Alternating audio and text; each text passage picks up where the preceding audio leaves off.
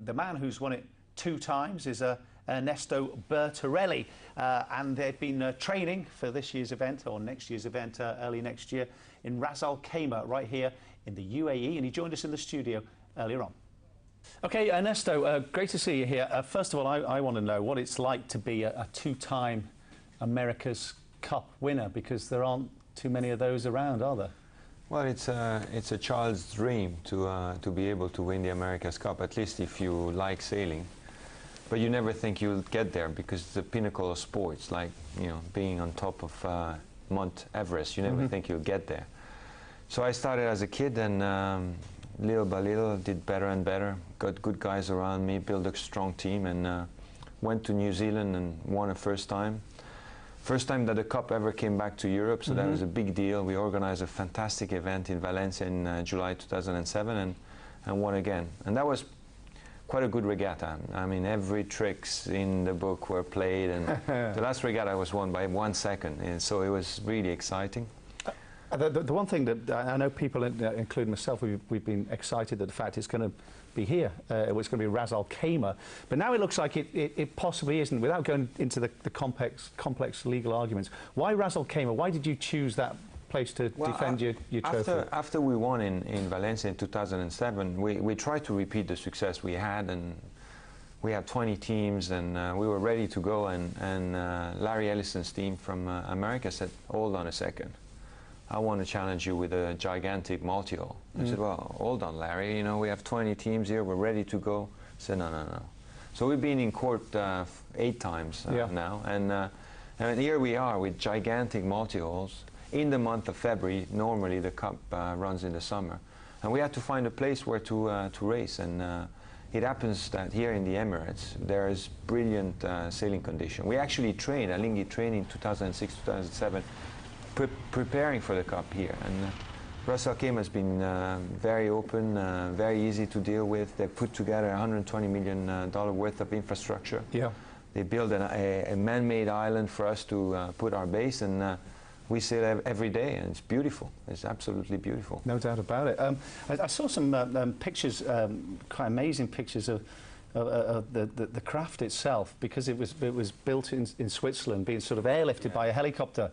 I mean, because obviously Switzerland don't have too many open seas kind of thing, and you've got to get it into a sea somewhere. It was absolutely staggering. Yeah, one of the rules of the America's Cup is the country that challenges or wins the Cup has to build the boat in the country. So we had to build the boat in Switzerland. Now, Switzerland is a good place to build boats because they have high technology. They got watch, carbon fiber, high tech. They got lakes, so they got quite a lot of sailors, but they don't have boats the size we built. So it's a 30 by 30 meters yacht with a mast which is as high as 60 meters. So we couldn't transport it by road, and we had to get it to the sea. So we actually flew it over the Alps. Absolutely amazing, on a helicopter. Is it true he could have dropped it if he was in trouble, yes, the pilot? That's true. Seriously? The Russian pilots, and we had a long contract with them, and we negotiated that clause very hard, but they said, look, our life before your boat, and we had to let it go. Fair trade, you've got to say. What is it like for somebody, can you put into words the actual thrill and the excitement of being on a boat going that fast, in that level of competition as well? Well, the past 2 Cups we won in monohulls, which, you know, when you're lucky they go the speed of wind. Now, this boat goes 2 to 3 times the speed of wind.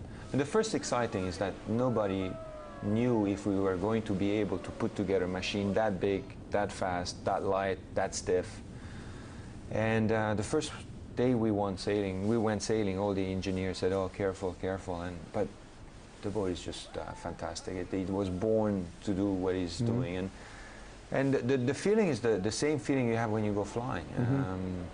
And you don't really realize the speed until you look beside you and you see the speedboats trying to keep up with you, because the boat is so big and the sail is so stable that it goes through water like a freight train. Yeah. So it's actually the feeling of speed is only the wind. Then you start flying off the air, so you're far from the water, about 10 meters off the water, and it's you know, very elegant, very peaceful, very powerful. Yeah. And you pay attention. Everybody pays attention. Right. Legal issues aside, there'll be an America's Cup, whether it's here whether it's in Valencia, wherever it is, you're ready for it. You think you're going to make it 3? You know, this is a one-on-one match. It's like a boxing match. You know, it's Swiss technology versus American technology, and you know, like any boxing match, before you get to the ring, there's a lot of talking, and unfortunately, the talking that our counterpart is doing is mostly through the court. But sooner or later, we'll be on the ring, and you'll be ready for them. And we'll be ready for it. You know, Alinghi's won twice the cup. We're the strongest sailing team in the world, and we're looking for, that's where we win races. You know, not anywhere else. Not in court, in the open sea. Ernesto, lovely meeting you. Best of luck as well. Thank you. Thanks very much. Ernesto Bertarelli. My only experience of is when I used to be on the rowboat. They'd be number 3, your time's up kind of things, as far as I've kind of been. But Showtime, Orbit Showtime, are going to bring you the America's Cup, flying it over the Alps. I know. So it's a cheap sport then, is it? Yeah. Yeah. It used to be 20p for half an hour. What a show we've got. We'll get cricketers on, we'll get sailing teams, a whole bit. Absolutely magnificent and fascinating stuff from an amazing man, Ernesto Bertarelli. I was going to throw in a link. Will Phil Brown be relaxing on a boat somewhere soon? It's a bit of a stretch. Phil Brown really under the cosh. Met Adam Pearson today. The word being, the new chairman Adam Pearson, the word being that he's going to continue for the time being, at least, that despite the defeat at Burnley.